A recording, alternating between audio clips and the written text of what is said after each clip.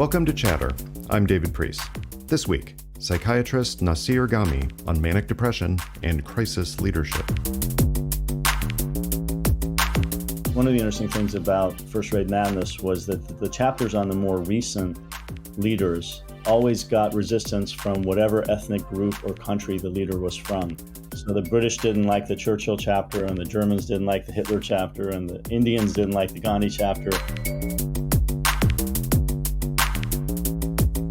People say you can't know because they're dead. Actually, the truth is, the more dead they are, the more you know. We don't know the truth about Bill Clinton and Donald Trump, but we do know the truth about John Kennedy and Winston Churchill. It's factually wrong that mental illnesses are harmful or bad. Actually, they're beneficial in some ways, and that's often hard for professionals to accept.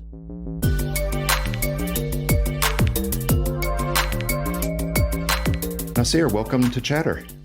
Thanks, nice to be with you. You work at a fascinating intersection. Your expertise that we'll get into deals in psychiatry, particularly with mental illness. And I still don't understand what the right term is now. Is it manic depression, or is it bipolar, or is it a combination of those depending on the circumstance? Right. Well, according to the mainstream of the profession, it's bipolar disorder. But the older term was manic depressive illness, which I actually prefer. Okay.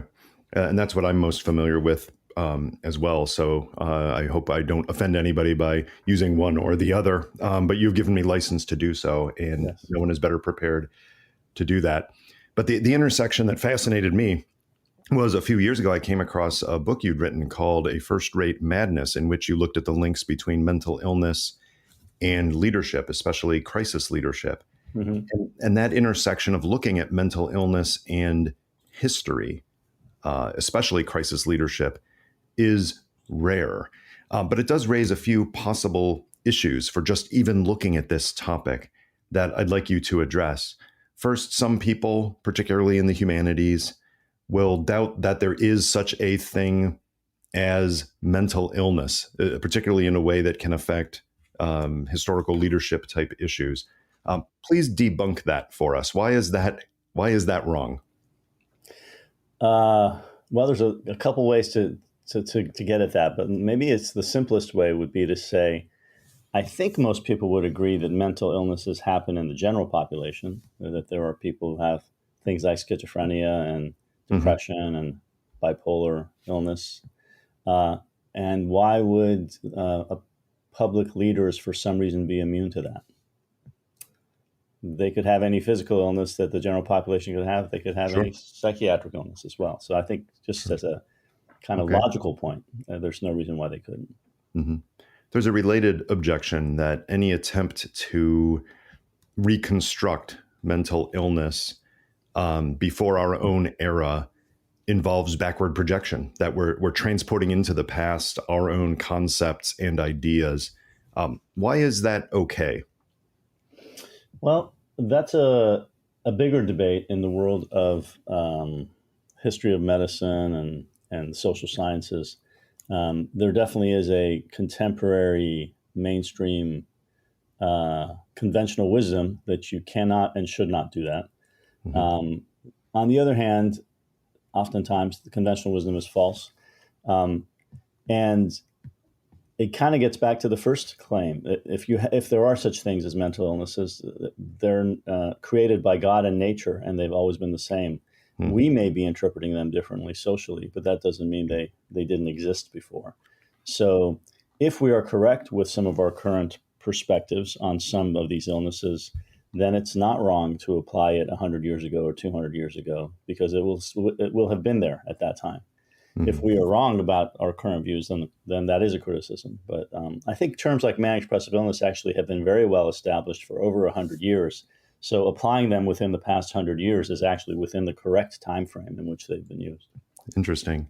Yeah, I think a parallel here that I've thought about is fibromyalgia, which is only in my lifetime that it's been an actual term and become a diagnosis, even though chronic widespread pain has been documented in the past.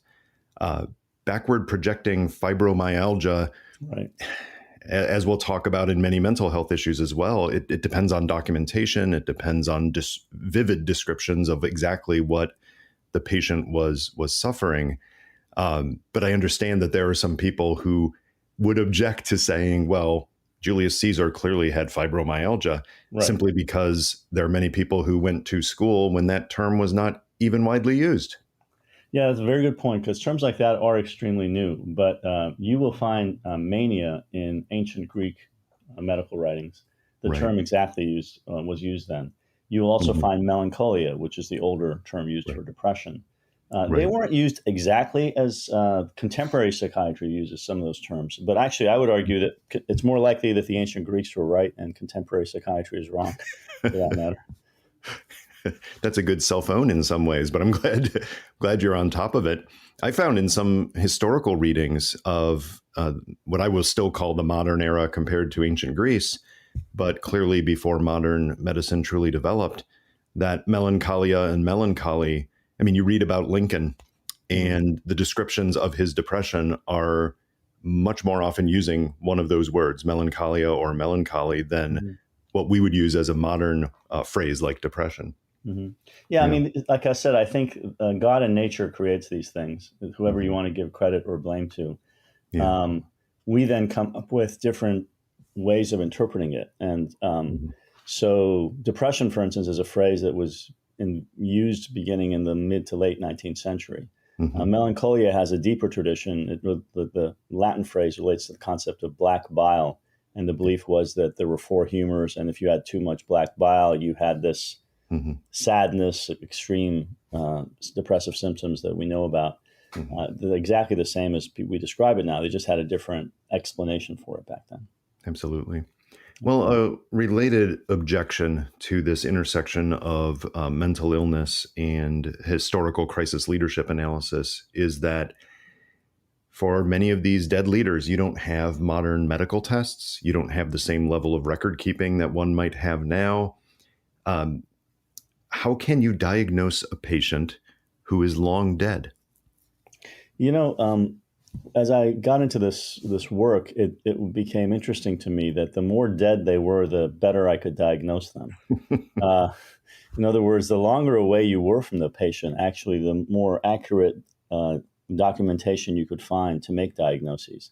In fact, I've come up with a 50-year rule. I think 50 years is how long people need to be dead before we can make accurate diagnoses of them. And that's because oftentimes with political and public leaders, their personal letters, their diaries, and even their medical records are kept secret, usually for about 50 years, in the interest of confidentiality, often of other people who were alive at the time.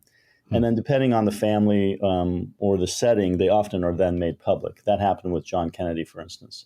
So John Kennedy's medical records were made public, I think in the 1990s, so 30, 40 years after he died. And it clearly states in his medical records that he was diagnosed with Addison's disease and had severe depression. And it even says things like you find in his doctor's notes that he was treated with an antipsychotic. Well, if people say you can't know because they're dead, actually the truth is the more dead they are, the more you know. It's the living people who hide their records. We don't know the truth about Bill Clinton and Donald Trump, but we do know the truth about John Kennedy and Winston Churchill and Abraham Lincoln. That's a good point. And it makes me think there's almost a sweet spot in history. So it's not necessarily the longer ago they died, the better the result, because there's diminishing returns after a certain point because of the mists of history, the lack of record keeping, fires that have burned down libraries and archives and houses that held letters. But maybe that sweet spot is the 18th and 19th centuries, where we have enough records on enough prominent people that you can do some of the research you did. Whereas I think it would be hard to find, the Roman Emperor Aurelian to have any robust sources that help us. Yes, especially the 19th century, which was such a period of extensive letter writing. I think future historians will have trouble with current public figures because people don't write letters anymore. I mean, we do have the email trail. There'll be that kind of thing to look up. But in the 19th century, we can rely, for instance, on General William Sherman writing a letter to his daughter describing that he wanted to die, to say that he was suicidal. And that's the kind of documentation we have. Absolutely. And now, yes, you're right. We have emails. We have, in theory, texts. But obviously, a lot of texting apps now deliberately do not keep the messages, and future historians and medical researchers will be scratching their heads. Right. One other objection, if you will, that relates to this. You described what seems counterintuitive, that it might be easier to do some of this work with someone who's 50 years dead than someone who's alive or recently passed. And that shocks some people's expectations, because a popular conception, perhaps misconception, about psychiatry is it's all about laying on the couch and talking about your feelings. And if you can't do that with a patient, you can't really understand the patient. And I think that bleeds into the objection that comes from the association of modern psychiatry with the legacy of psychohistory, particularly Freudian psychoanalysis, which obviously has some issues looking back. How can you assess psychiatric conditions without falling prey to the worst excesses of Freudian psychoanalysis and its interpretations? Yeah, well, I think that's a very good and informed question. There are two ways of doing psychohistory, in my view. There's a traditional way, which is Freudian, like you said, and that's most associated with people like Erik Erikson, who in the 1960s, I believe he got a number of book awards and certainly best-selling results from his work in psychohistory, a book he wrote on Martin Luther, another one that he wrote on Gandhi. And that was the way it was done from the 1940s, 50s, 60s, really until the 1990s, 2000s, and still is done that way by many psychoanalysts who are psychiatrists. Mm-hmm. I'm not a psychoanalyst, and I practice the second kind of psychohistory, which I may have invented for all I know. I call it Kraepelinian psychohistory, and most people won't know who Kraepelin is, but in psychiatry, that's the issue. There's more than one way of doing psychiatry, and there are non-Freudian ways. Tell us a bit about Kraepelin so that we have a foundation for that and we're all a bit smarter. Sure. Yeah. So he was a German psychiatrist, contemporary of Freud, a little younger. Around 1900 was when he was most active. And in contrast to Freud's views, which are well known about psychological causes of mental illness, his view was that mental illnesses were, the severe ones like schizophrenia and manic depression, were biologically caused. In fact, he's the person that defined the phrase manic depressive illness the way we use it now and described the concept, as well as schizophrenia. Very influential in psychiatry, much, much more so than Freud for most of the first half of the 20th century. Unfortunately, since Germany was the leading light of psychiatry before World War II, it suffered, of course, with its association with Nazism, and most of the leading German academics had to be Nazi party members or loyal to the Nazis. And after World War II, Kraepelin's ideas declined mainly because of that political and social change. And they somewhat got resuscitated in the late 20th century in psychiatry, and some of us use those views. So the approach that he takes is not at all about sitting on a couch and talking about your feelings. It is no different than going into your primary care doctor's office and getting a physical examination about some signs and symptoms and then making a diagnosis. The difference is the examination is not physical, but psychological. And basically, the way you make these diagnoses has to do with not just the symptoms, that a person, for instance, has depressive sadness or that they're manic and hyper energetic, but also a couple other variables that are independent of their symptoms. You don't even need to be with the patient to know these things. One of which is genetics, for instance, that they have family members who also have the condition, or family members who committed suicide. You can diagnose that by going to the local government office. You don't need to be with the patient for that. Another variable that validates, we call it validating the diagnosis, is the course of the illness, meaning what age did it start? How long does it last? Does it get better or not?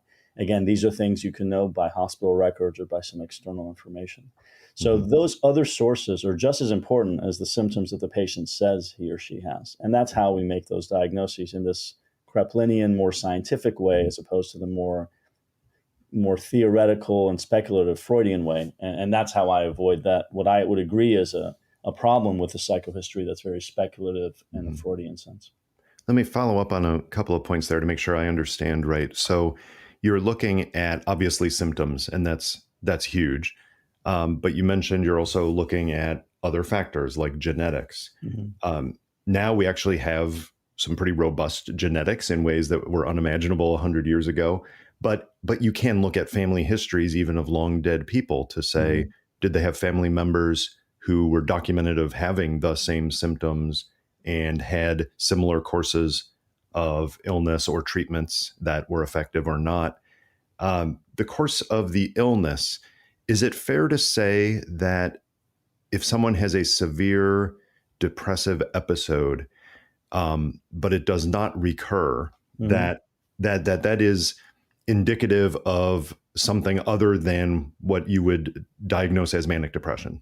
Absolutely. So, for instance, if Winston Churchill had never had depression in his life, and suddenly at age 55, 60, when World War II was about to start, he became depressed, that would not be evidence that he has manic depressive illness.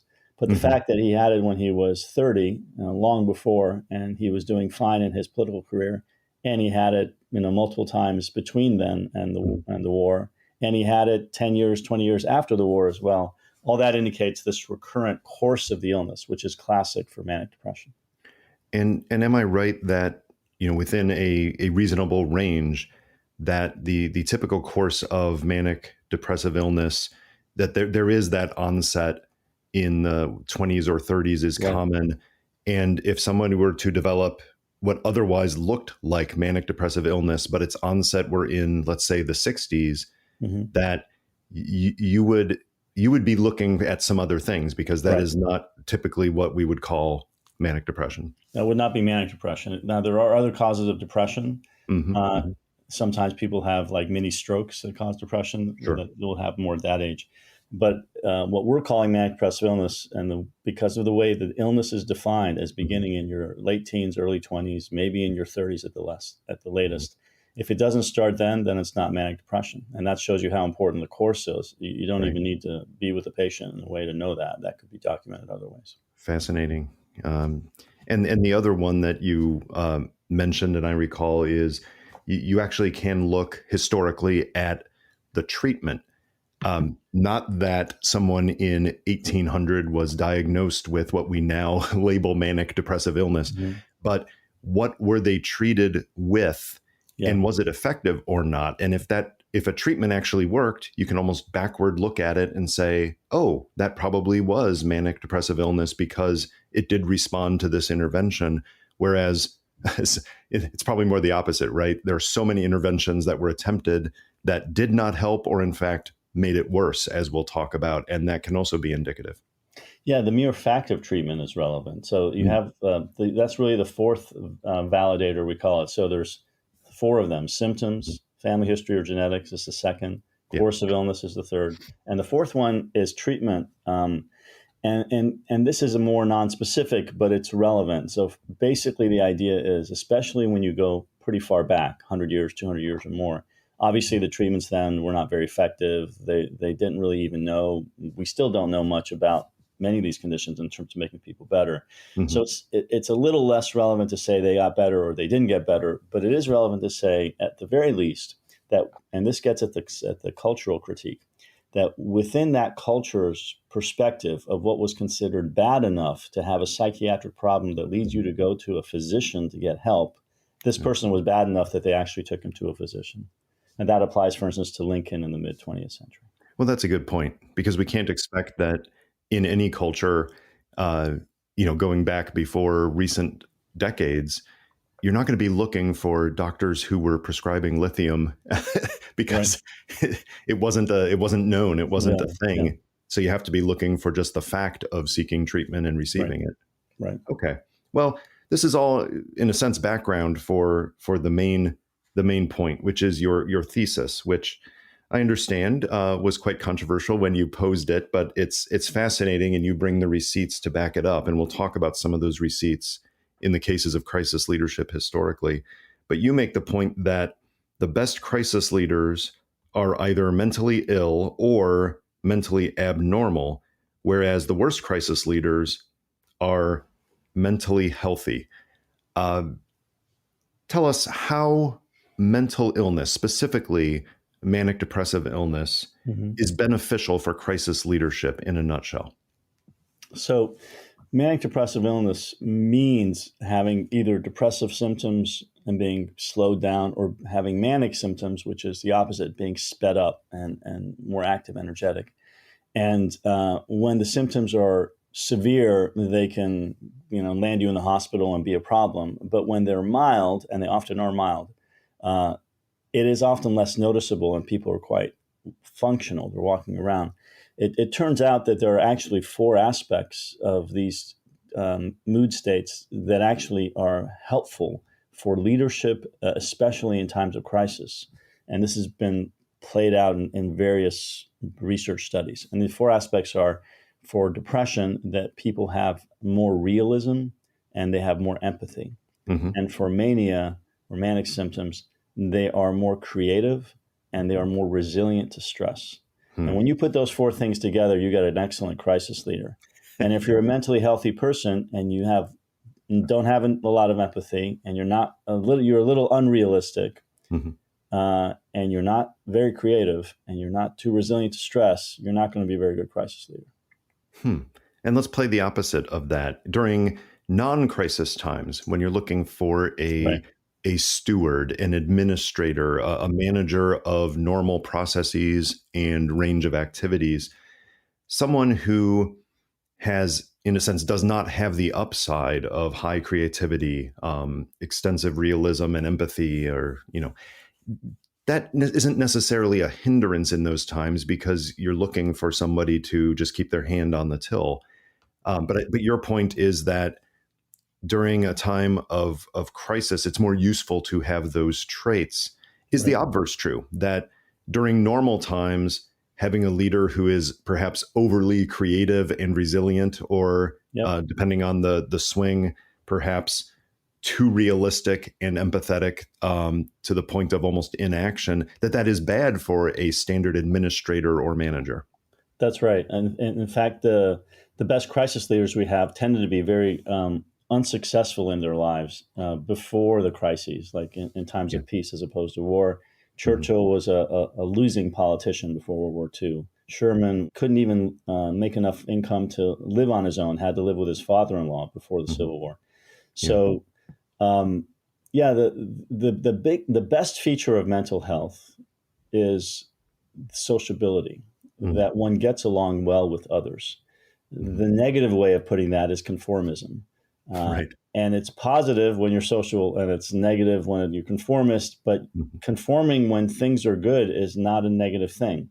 It doesn't become negative until people realize that things need to change, and that doesn't usually happen until crises. So, I think we need to appreciate the positives and the negatives of both mental health and mental illnesses, especially manic depression. And instead, we've tended to assume that mental health is completely positive and mental illness is completely negative. I do want to dig into a few of these cases. We've already mentioned names like Churchill, Sherman, Lincoln, and so we'll dig into some of those. But before we do so, I do want to, in a sense, try to place a boundary here, because you've talked about manic depressive illness, but we're also talking about personality traits that can be somewhere in the bell curve of normality, however that would be defined, but they get to an extreme, and perhaps you do get some of the benefits of excessive creativity and resilience that can come with what you would call more of a manic personality, but not someone diagnosed as a manic depressive. Yes. Do you see that there has to be a threshold crossed for good crisis leadership, or can somebody who is simply on that side of the bell curve be useful if they have slightly greater realism and empathy, or slightly greater creativity and resilience? Yes. I'm so glad you asked that question, because this is a key point that's not appreciated usually, because contemporary psychiatry doesn't actually look at these mild personality traits. So you don't have to have a lot of these traits to have the benefits. Everything gets magnified in the crucible of leadership, especially political and military leadership, especially times of war or political crisis. So if you're a little bit unrealistic, that could be the difference between going to war and saying there are weapons of mass destruction and there aren't. You don't have to be extremely unrealistic. Just a little bit's enough. So the manic symptoms can be part of your personality, and depressive symptoms can be part of your personality, so that you're all the time a little up, a little energetic, a little hyperactive, workaholic, usually funny. It comes across as charismatic because you're highly sociable when you're a little high energy manic as part of your personality. And the opposite for the depression. You're more introverted as opposed to extroverted. You're slowed down, but you can be very thoughtful and you can be very insightful as well. On the depressive personality, it turns out that people who have manic depressive illness in between their severe mood episodes are in these mild personality traits all the time, about 50% of the time they are.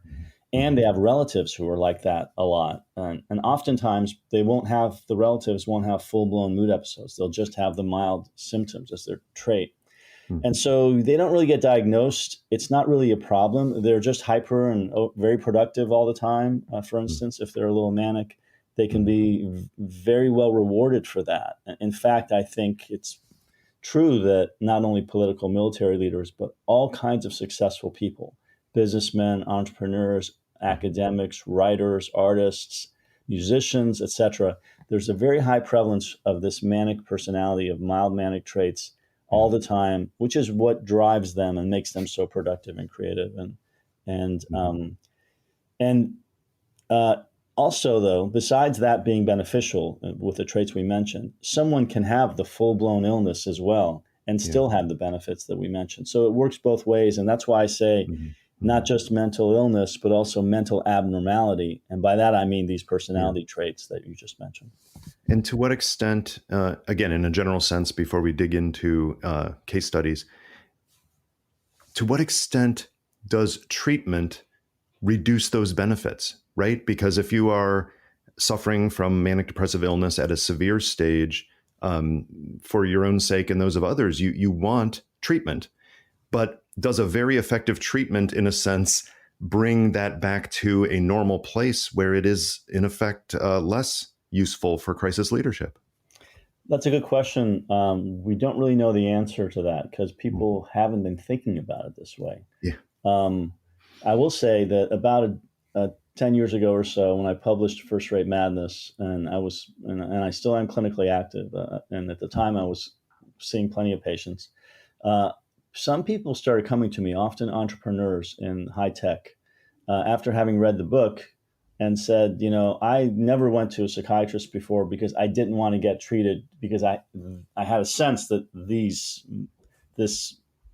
didn't call it mania, but the mood symptoms they were having were beneficial to them in some way, but they were also problematic in some way. For instance, often you have insomnia, or you can't focus well, you can't get distracted, you get misdiagnosed with adult ADD, you have anxiety, and you get diagnosed as having anxiety disorder. Those are all side effects in a way of the manic personality.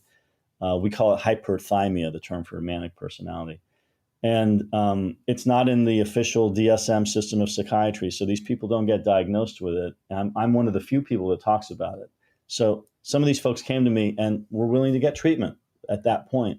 And what's interesting to me that it was exactly because once I put out there that it's beneficial to have these traits, that's when people are willing to get help. And it's not to get rid of the benefits. It's to appreciate the benefits enough that when you try to help a little bit by maybe just rounding the edges of the traits a little bit, you keep most of the benefits and you get rid of some of the drawbacks. That's interesting because people who have not had mental illness themselves or had it with someone close to them in their family or friend network, I think there is this impression of all or nothing, that if there is mental illness, people will conflate something like a sociopath with a manic depressive person and seeing it all as mentally ill needs to be fixed. And your approach seems slightly different, which I think makes sense, which is, no, there are some conditions, some personality tendencies perhaps, but even in the case of a diagnosed illness where you're not trying to reverse the person, you're trying to treat the illness. but you're not trying to change everything about the person and what makes them who they are. Yeah, and you aren't trying, and you can't actually. I always tell people that good news is our drugs don't work very well, so they're not going to change you that much. They may work for the severe symptoms actually, but they don't work well for the mild personality trait symptoms. They do help, but they don't, not in the sense of Right. personality is not something you take away. It's always going to be there. So all you can do is round the edges, is the phrase I use, is to smooth things off a little. But a person who's manic all the time, has hyperthymia, will always be that way. They might be just a little less, but you don't change them as a person at all with these. Understood. Let's dig into a couple of cases here and bring out some traits and characteristics that I think many of our listeners know about one or more of these individuals, but certainly not of all of them. I learned a lot by looking at the medical history that you gathered on some of these people. Let's start with Churchill, and maybe we'll start with more of what we would call the depressive side benefits of manic depressive leadership, the realism and empathy part. You cite Churchill as somebody whose realism connected to his manic depressive illness was probably crucial for his leadership during the Second World War, but also in less detail, some of his failures in leadership up to that point during less crisis-oriented times may have been very much related as well. So describe Churchill in terms of those symptoms, genetics, course of illness, the kinds of things that help you understand why it is fair to say what Churchill was suffering from and then how it applied to his leadership. Right. Well, he's perhaps the best example.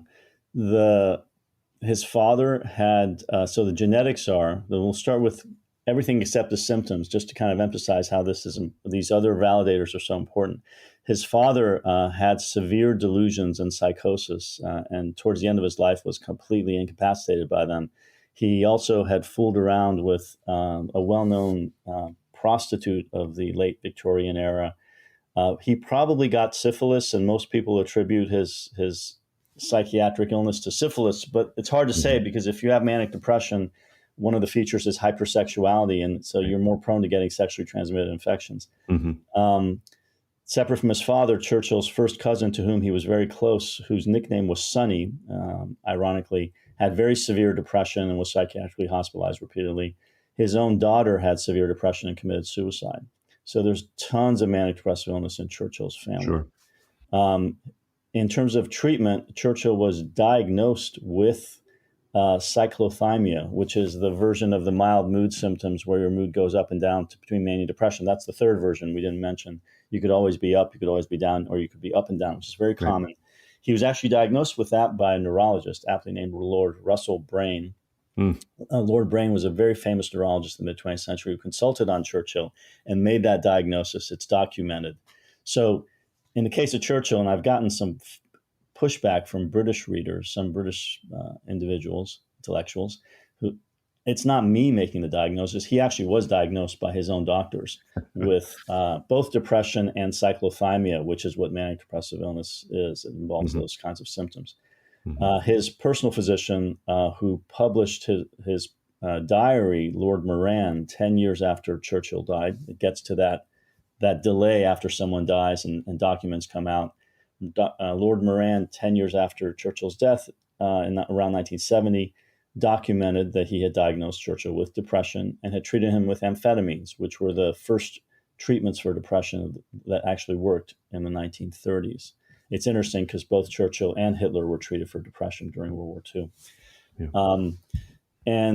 So those are the treatment and genetics validators. And in terms of course of illness, Churchill had severe depression when he was around 30 years old, when he was a member of parliament and couldn't attend many sessions. He later described, for instance, a habit of staying away from windows because he was afraid he would impulsively throw himself out, and staying away from the edge of the railway tracks because he was afraid he would jump in front of a train. That was around age 30. That would be like in the 1920s. And to be clear, from what I've read and what you've just described, it was not a phobia or a fear of being hit by a train. It was very No. explicitly, I can't stop thinking about jumping in front of the train purposely when I'm that close, right? It wasn't that he couldn't stop thinking about it, from what I understand. It was more that he had thought about it, and he was afraid that he would impulsively do it. Right. Okay. And it was the same with windows. It wasn't just the trains. Yeah. In the 1930s, he was severely depressed. Wasn't very functional. Interestingly, throughout the war, he was not depressed at all and was very functional. After the war, in the 1950s, he was very severely depressed again. He did have a stroke later, which might have contributed to his depression. But when he died, he was severely depressed and thought he had been a total failure all his life. He also drank alcohol a good deal. A lot of people attribute the depression to the alcoholism. Of course, it can go the other way around. It often does. People are self-medicating. Churchill himself thought that was the case when he famously said, he had so many great aphorisms, one of which was, I have taken more out of drink than it has taken out of me, which is getting at the self-medication benefits in a way. But tell me about that self-medication, because obviously alcohol abuse or drug use as well have many, many causes and many things that are not related to manic depressive illness. And yet there is is it fair to say, a tendency, especially in people not receiving other treatment, to self-medicate. Winston Churchill had the benefit of traveling to the United States during Prohibition and having a doctor basically give him tons of alcohol to drink along the way.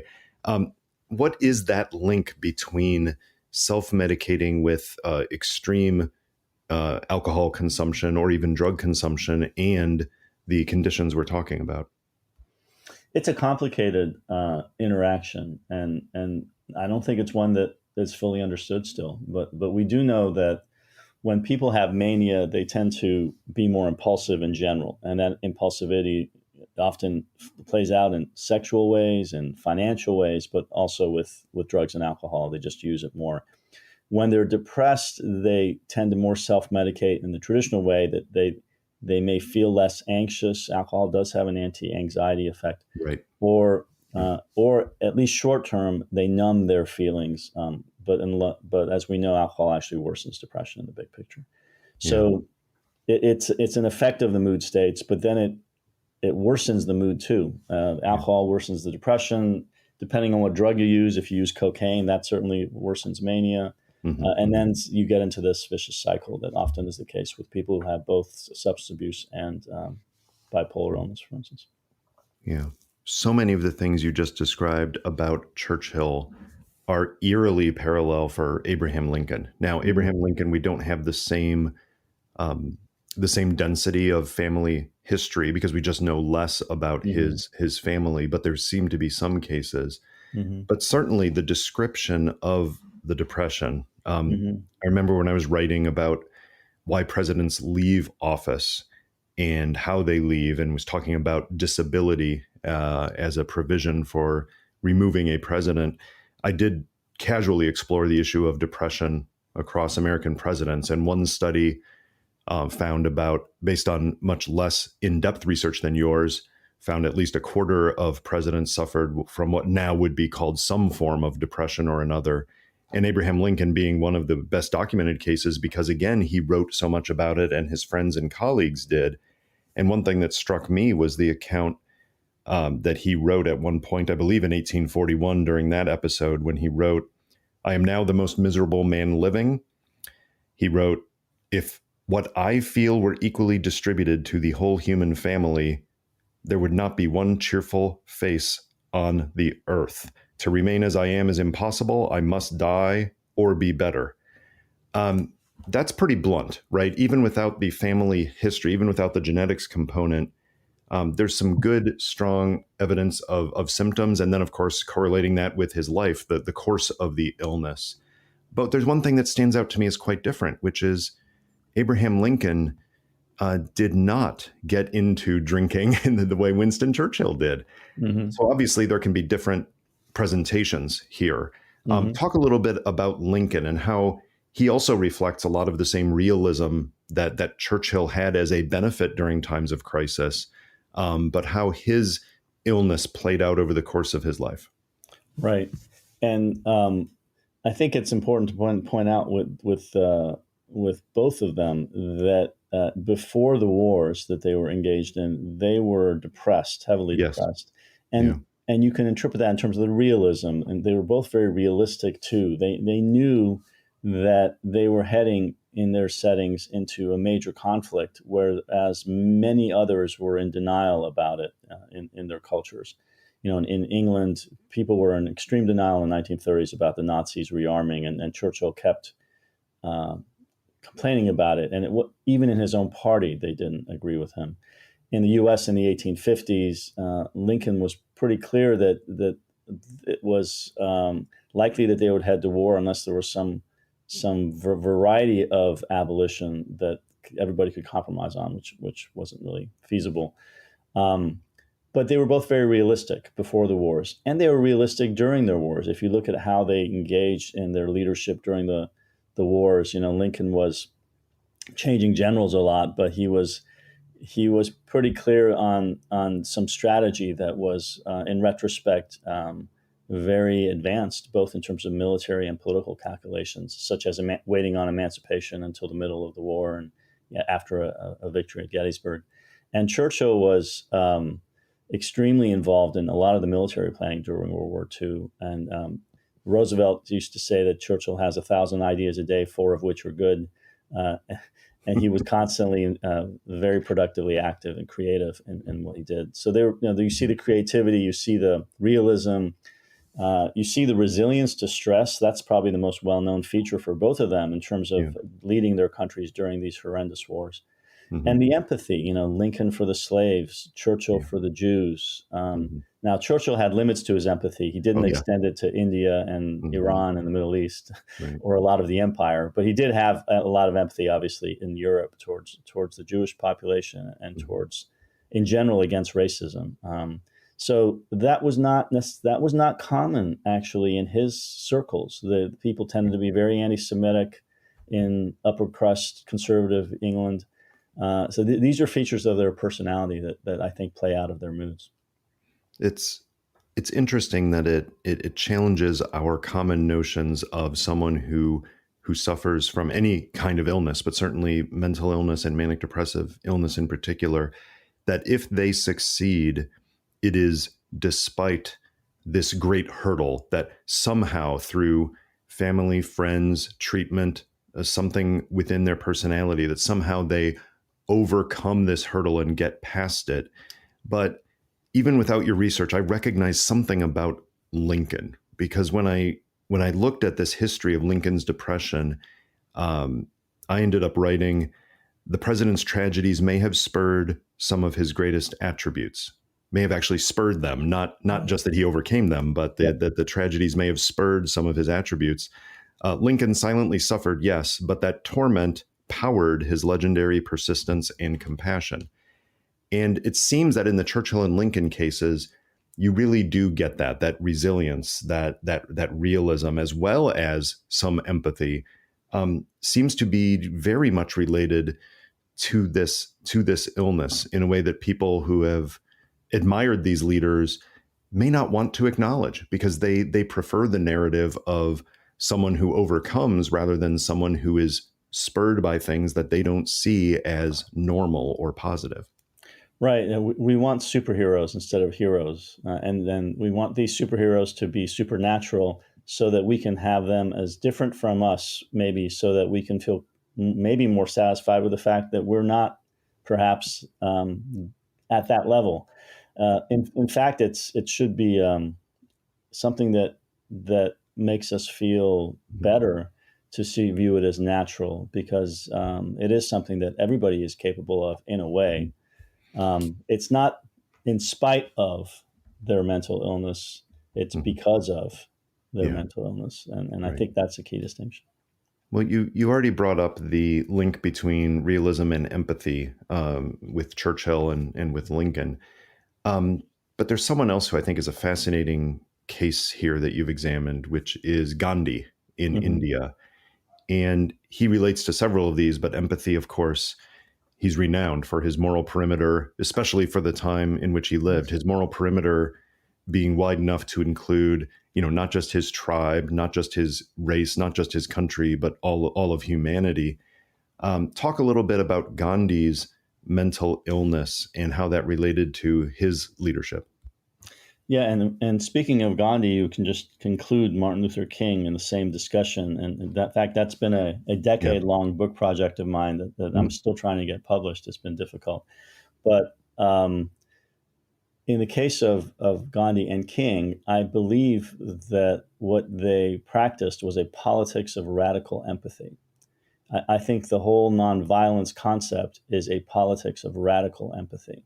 And by radical empathy, I mean the empathy that is extended not just to one's friends or those who were maybe somewhat similar to oneself, but to one's opponents and those who are very different than oneself. And that's what Gandhi did as a Hindu towards Muslims, and that's what King did as an African American towards white segregationists.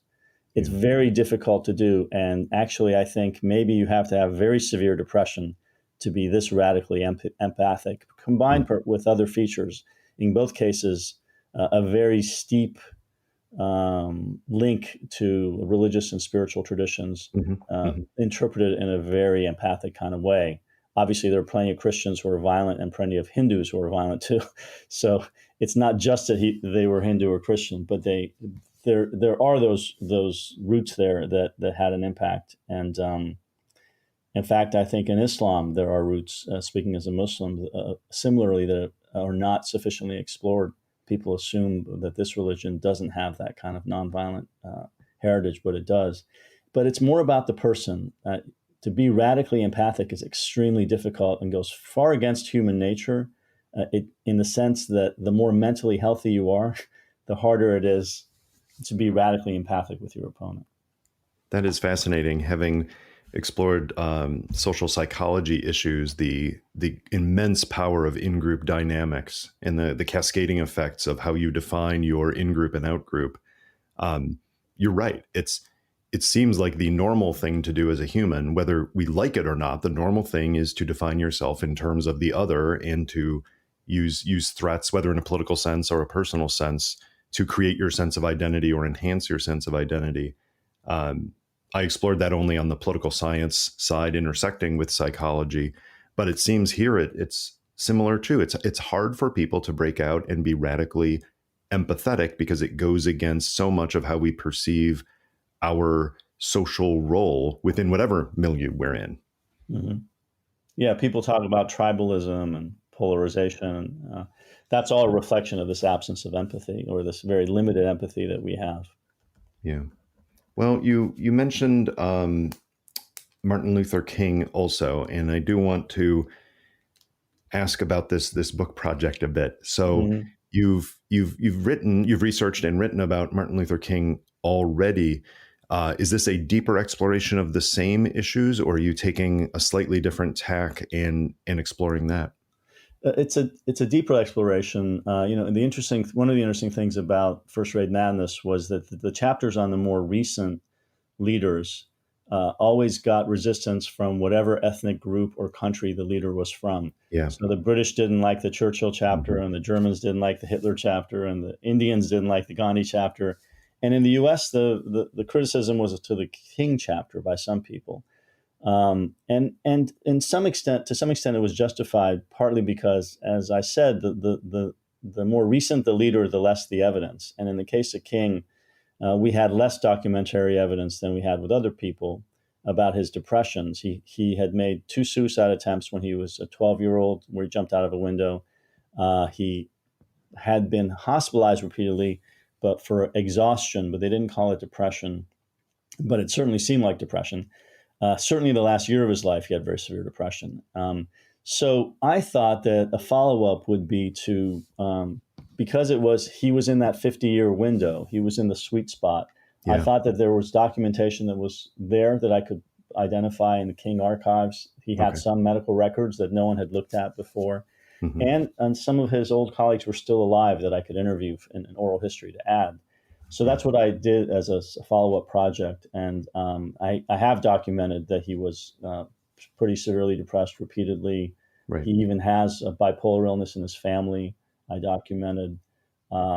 and his medical records indicate some evidence, at least, of sexual impulsivity, which is at this point well documented, which I think relates to his personality state, which was cyclothymic, always a little up and down in his mood, or actually mostly hyperthymic, mostly manic in his mood. Incredible amount of energy. He only slept 4 hours a night. Most nights he was constantly traveling like 200, 300 days out of the year and was never exhausted from it, hardly exhausted. He was an incredibly energetic person. It doesn't come across when you see him talk, but when you interview people who knew him, it comes through. The other reason I did that project was I wanted to link this kind of nailing of the diagnosis of manic depressive illness for Dr. King to the concept of the politics of radical empathy as the psychology of nonviolence. And that's what half of my book is about, is about how the whole civil rights movement was involved appreciating this kind of psychology of why one should be nonviolent. And it coincided in the last 4 or 5 years, of course, with a lot of civil strife in this country. You know, the arguments around the demonstrations against police brutality and so on, so that publishers have been reluctant to wade in on a topic that some people are going to want us to criticize in terms of saying that Martin Luther King Jr. had any psychiatric condition for the same reasons we've just been talking about this whole hour. And that does build into the issue that I do want to address after a lot of these cases of stigma and the issues of stigma associated with this topic, in a way that does more harm than good to continue to stigmatize in this way. Yeah, you know, I have in the hopefully upcoming King book on Dr. King that's also just about the civil rights movement. I have a chapter on other civil rights leaders who had psychiatric illness, specifically manic depressive illness. One of whom, James Bevel, was actually very severely manic depressive and was hospitalized. He was one of King's top aides. There are some people that are relatively unknown outside of the world of civil rights historians. There was a young student leader from Alabama who had severe bipolar illness, was delusional at one point, got hospitalized, and eventually committed suicide.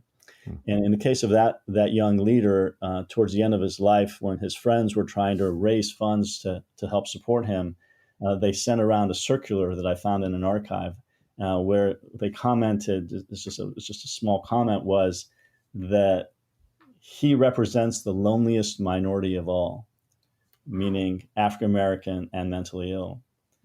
And that's a great line. It might be a great book title. That's the title of the chapter, The Loneliest Minority of All. Wow. Yeah. That's stunning. Yeah. Well, we've talked a bit already, Nassir, about the what I would call the depressive side, if you will, the realism and empathy traits, but the hyperthermic traits of creativity and resilience, I think, are worth exploring here. You really dug into the history of General Sherman and the fascinating, not only General Sherman and the contrast between his, what I'll call regular times failures, and then his crisis, amazing creativity and success with some downsides. But also the contrast with McClellan, that you actually have a natural case study in a sense of people facing similar circumstances with very different personalities, and in the case of Sherman, different mental illness. So briefly sketch out Sherman's symptoms and course of treatment, and these things that lead you to say definitively what he was suffering from, and then how that did propel him forward. Right. Well, Sherman was documented by contemporary news reporters who would talk to him and so on, where he would be highly talkative. He talked a lot, talked very fast. And he was always nervous and fidgety and restless. He was a very energetic man. He didn't sleep much, and very active. And these are all manic symptoms: talking fast, moving fast, having high energy. And that's what the manic symptoms are that are mild and part of your personality, which in the psychiatry literature of the past has been called hyperthymia or hyperthymic temperament. So when he was in the march to Atlanta and Georgia and the South, when he was being interviewed, he was in that usual state of his. And I think that's the kind of state that may be related to creativity. You know, what he did with the march on through the South in 1864 was a highly unconventional military move that was widely criticized at the time. And the only reason he was able to do it was because Grant, who himself had depression and alcoholism, gave him permission, and Lincoln gave Grant permission. But later military tacticians have looked at it and appreciated its audacity. But basically, he cut all his supplies and took his army into the South, which no one ever did throughout the war. No one ever cut their supplies. And then the plan was not to face the opposing army, but just to destroy as much of the countryside as they could, partly to reduce the supplies to the Southern Army, but also to reduce their morale. And his focus on the psychology of war, on psychological morale, was also something that no one else had done. He has a phrase where he says something along the lines of, "I wanted to follow them into the recesses of their hearts and make them fear and dread us." He's talking about the civilian population. So This was also the beginning of modern total war, where the war is no longer the traditional Grant versus Lee and the armies as gentlemen directly rushing at each other, but it's about getting the whole society involved in a positive and negative way. The negative, obviously, is civilians are innocent, which is what Sherman was so criticized for by the South. But the positive is, it's true. It wasn't until you broke the back of civilian morale that the Southern Army started weakening. And his march through the South, his burning of the countryside, his burning of Atlanta, all the time avoiding any direct conflict with the Confederate Army, which was constantly following him and trying to engage him. Ultimately, that's what led to Lincoln's reelection in 1864. That had a huge psychological impact in the North as well, in terms of support for the war, which had been decreasing. And if that had not happened, if Lincoln had not been reelected, and McClellan was his opponent, if McClellan had been elected, he would have made peace with the South. That was his policy. So it was really Sherman who won the Civil War and who turned the tide.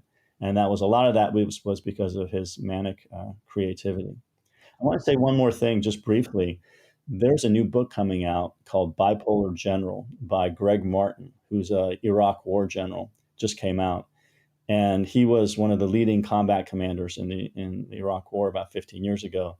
And he later had a full-blown manic episode and was removed from command, had to retire. Now he's on lithium and is doing great. And I've gotten to know him, and his history, his personal history, was exactly the same. I've called him the Sherman of modern times, because he had the same hyperthymia all his life before the Iraq War, which was very successful. Got a PhD at MIT, rose up the ranks at the military, and was very successful during the war. But after the war, he had his crash. So this story with Sherman, I think, is actually very common, perhaps among military commanders in particular.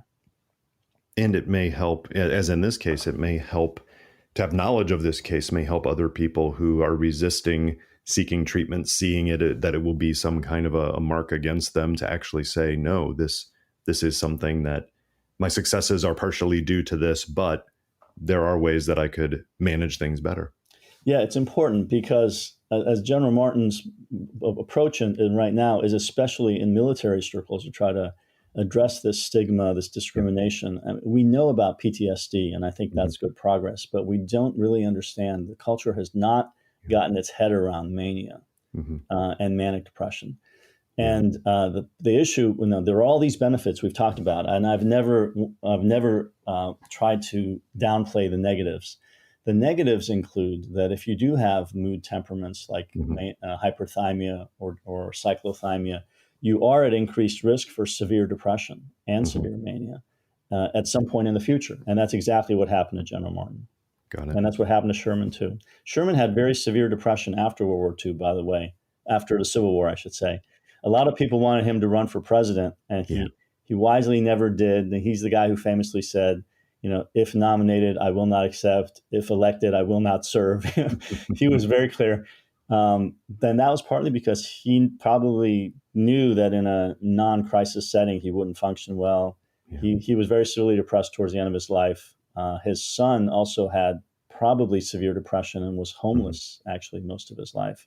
So he didn't have a very happy life in a personal sense. No. I do want to talk about the contrast between John Kennedy and Adolf Hitler. I mean, there are many contrasts between John Kennedy and Adolf Hitler, but in terms of the importance of treatments and how they matter. So I'm going to put a hold on JFK for now, even though he is a great case of what we're about to talk about, which is the crisis need of resilience.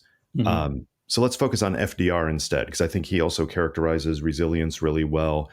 A lot of people who have a casual understanding of FDR probably don't realize the extent of his mental illness challenges. So can you describe that a bit for people? Because that's something that has not been publicized as much as some of the others we've talked about. FDR is I think, there's work that could be done there and maybe should have been done 50 years. The 50 years for FDR would have been the 1980s when people were around who still knew him. Very fascinating. And my hypothesis is what I've written in First Rate Madness, which is that he clearly had a major effect of polio, which he got when he was 39 years old. He was rather old for getting polio in the after World War I. During World War I, up to that point, in his early 30s, he had been a highly successful upper class person who was rising up the ranks politically and was Secretary of the Navy for Woodrow Wilson.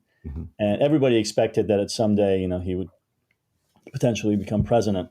Right. But then he got polio, and then everyone thought, oh, well, his career is over. And he had been elected governor of New York before then, I think. And then he basically, or maybe he was governor when he got it, I can't remember, but he went into a 5 to 10 year period of being kind of reclusive. And essentially he was in Warm Springs, Georgia, trying to recover as well as he could from the polio, but he had to remove himself from public life, and people thought his public life was over. This is through most of the 1920s. And then the Great Depression hits, and then he runs for president, or maybe he ran for governor first and then ran for president.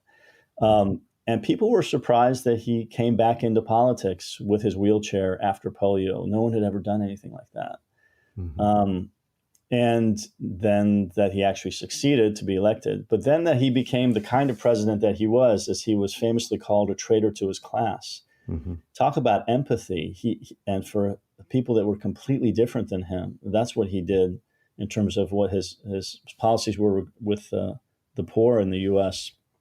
Eleanor Roosevelt was famously once asked if he would have become president if he had not gotten polio. And she said he would have become president, but a president of a different kind. And one of his close friends said that she thought he was spiritually transformed by his experience with polio and its recovery. So my take on Franklin Roosevelt is not that he had severe depression. As far as I know, as far as we know, and this could be based on insufficient information, he has not had severe depressive episodes in his life. He also never had severe manic ones, but he was definitely a high energy manic temperament. He was highly talkative, didn't need to sleep much, a very high sexual libido, and very charismatic, great sense of humor. He had these fireside chats because he loved to talk. He had press conferences every week or two where he would go on and on for hours, and compare that to presidents in recent years. So a very energetic person with hyperthymic temperament, I think, definitely. In the Roosevelt family, we know there is manic depressive illness more severely. Right. When you have manic symptoms, you are more resilient to stress. And the stress for him, for his personal life, was that polio experience. And he came back from that in a different way that made him actually a better person in a way.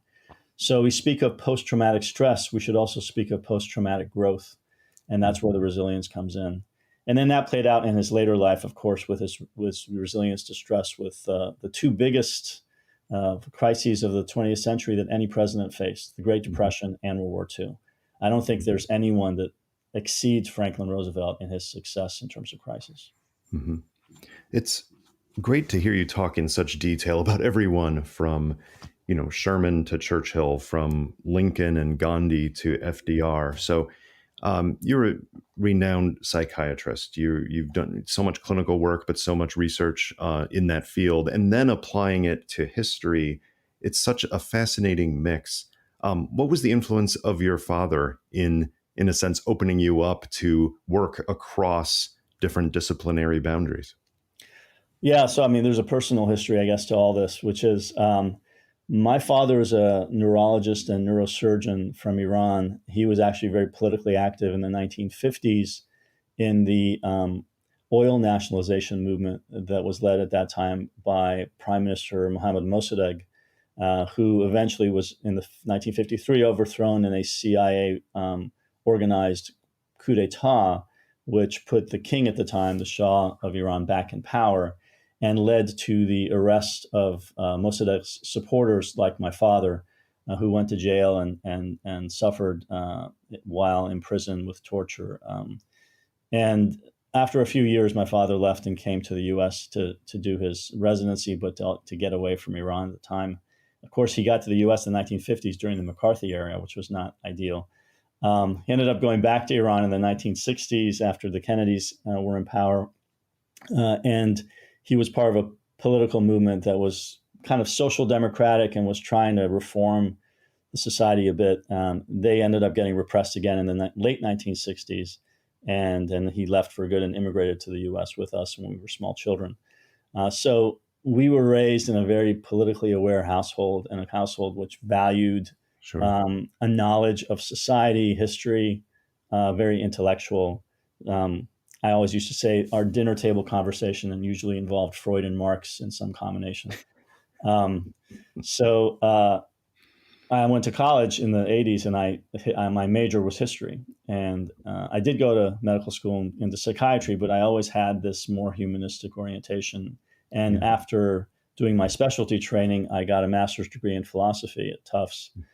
So I that's all weaved together. And I think First Rate Madness is a putting together of all those different threads of my personal background. What was the area of philosophy in particular that interested you the most? Or was it the intersection with these other fields? It was a philosophy of mind, because directly relates, of course, to psychiatry. And I had the benefit of being able to study with Daniel Dennett, who was a world famous philosopher of mind.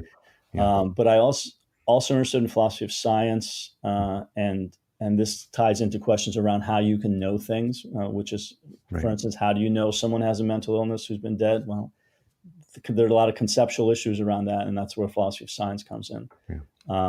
And philosophy of psychiatry, which is its own field too, which is around, for instance, how do you know that a diagnosis is a mental illness, whether it's biologically real or not, as opposed to social construction theories that postmodernists have. These are the kinds of things that I've studied, and it does play into some of the assumptions behind First Rate Madness. It's easy for me to say as someone not in any of these fields, but it would seem to me that without denigrating any of your colleagues, it would be hard to be a superior psychiatrist without having some philosophy of mind background and at least having that to pull from in your own thinking. But there's probably so many areas that would be useful, and not everyone can do all of them. Only you can do all of them.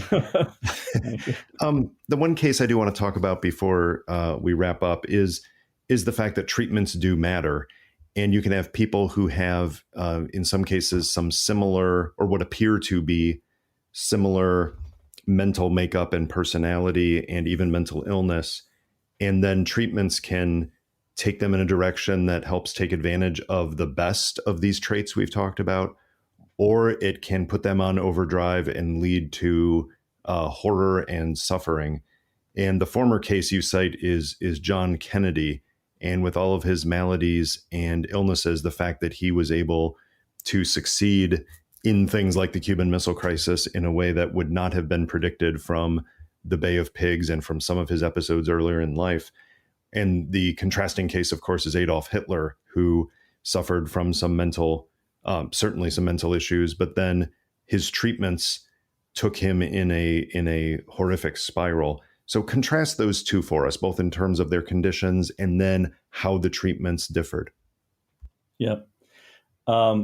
Well, in the case of Hitler, um, he was treated with amphetamines for depression, as was common in the 1930s and 40s, and it helped him initially in the 1930s. Right. But towards the end of the 30s, when he had full power, and he could, once you get into having a lot of power, you can often get doctors to do whatever you want. The amphetamines were being given to him intravenously, and that was the case from 1937 until he died. Amphetamines can cause Parkinsonian side effects, which we all, of course, know that he had. They also can make you delusional and psychotic, especially at high doses intravenously.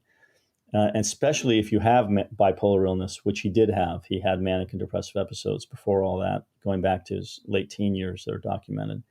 So he probably got more manic, more psychotic, somewhat delusional, I should say. And that related to some of his decision-making during World War II, both in relation to genocide, but also some of the invasions that he made that his own generals realized were really irrational. And this was a man who was not irrational. We may disagree with him all we like, but before 1937, 38, he was a very logically successful politician.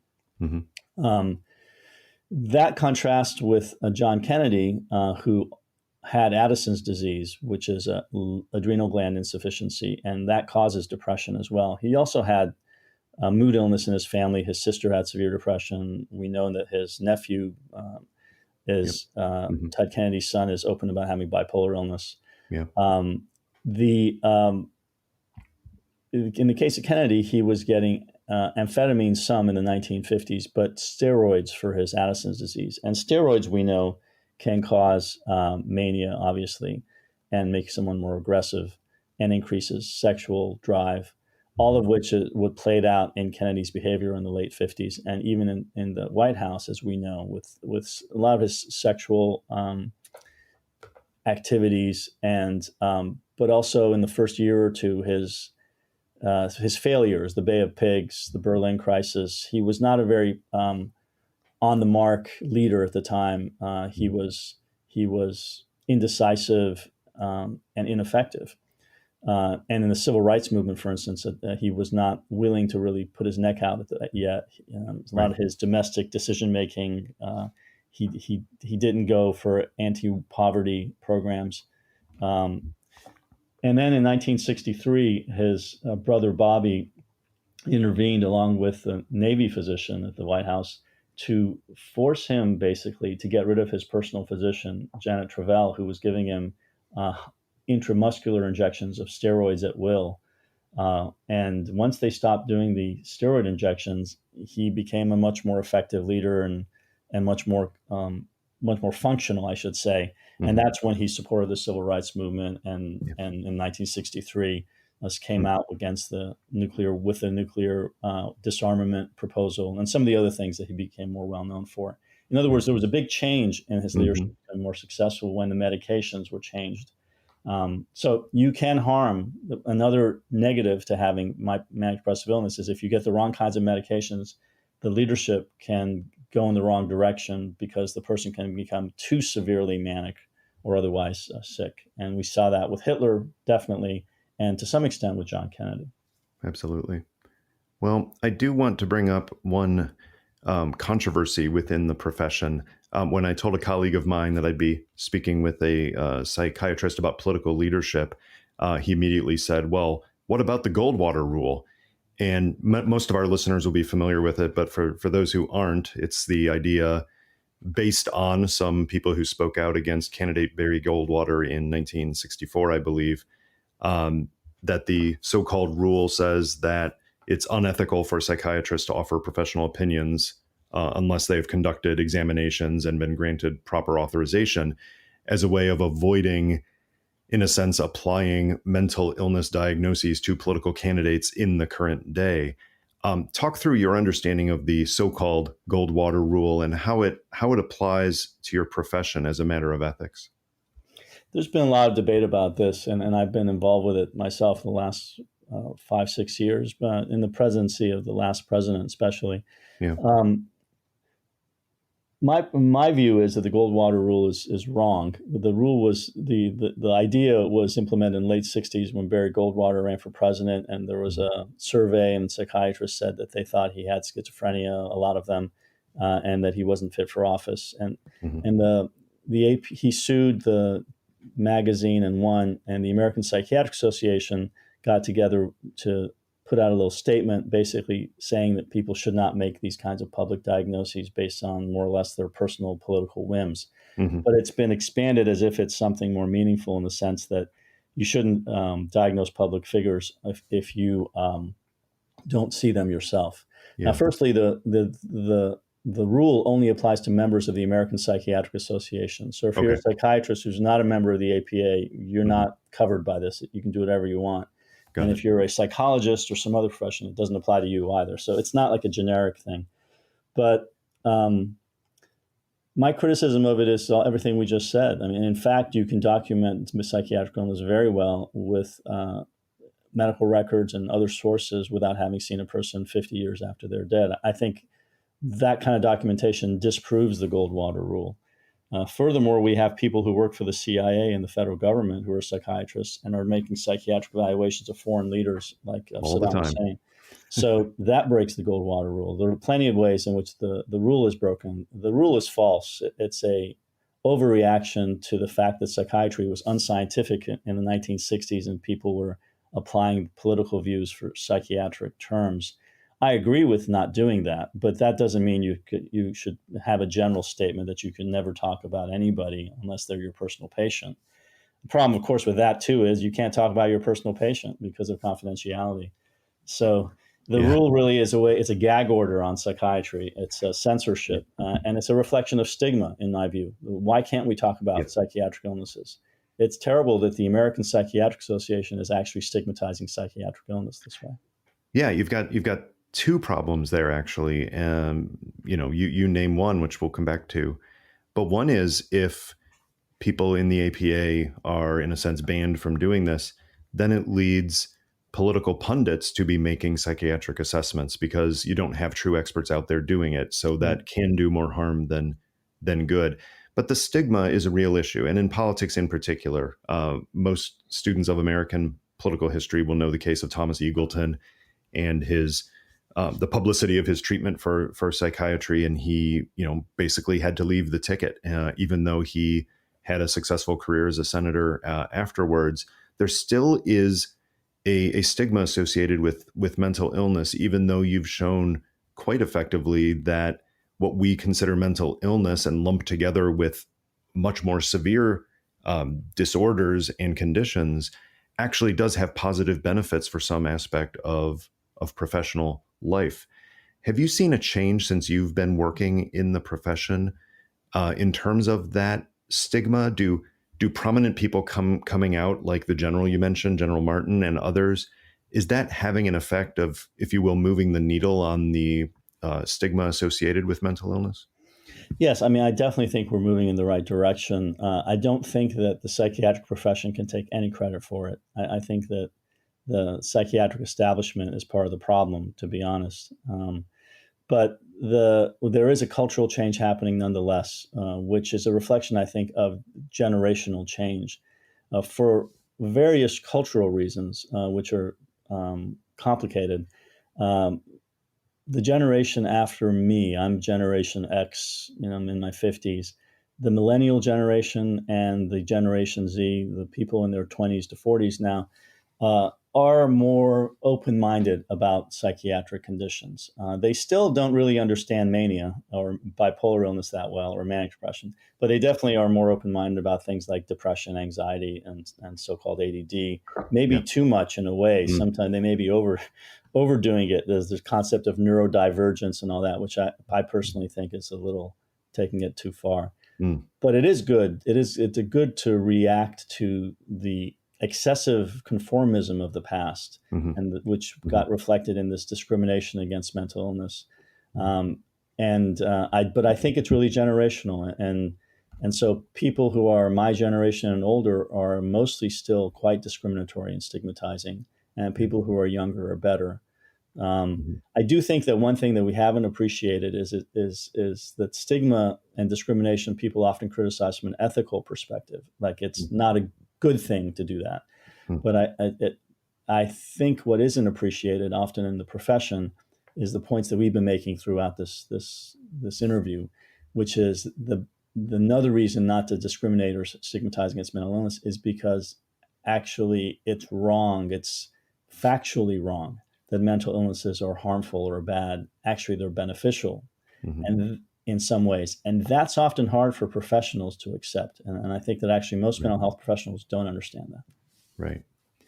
Well, Nassir, our tradition is to end the interview by reaching into our so-called chatterbox and pulling out a random question.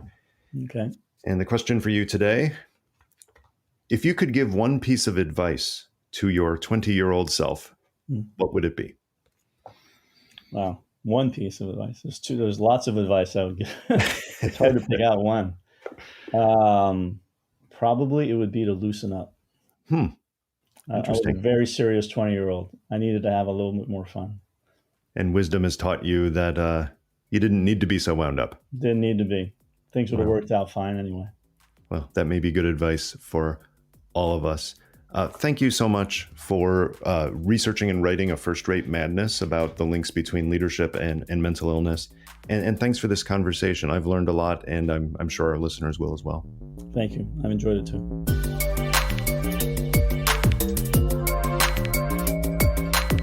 That was Chatter, a production of Lawfare and Goat Rodeo. Please subscribe to the podcast and find us on Twitter at ThatWasChatter.